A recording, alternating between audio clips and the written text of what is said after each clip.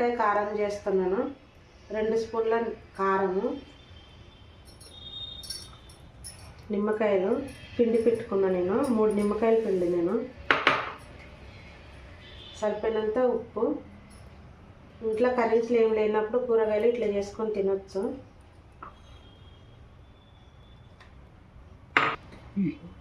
ఇట్లా కలుపుకోవాలి బాగా. ఉప్పు సరిపోయిందేమన్నా చూసుకోవాలి. వేసుకొని తింటే బాగుంటుంది రైస్లో.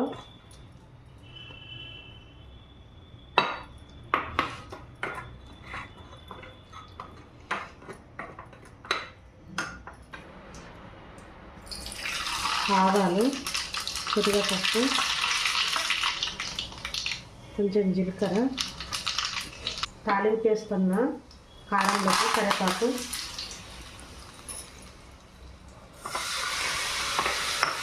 ఇట్లా తాలింపు వేసుకొని తింటే చాలా బాగుంటుంది.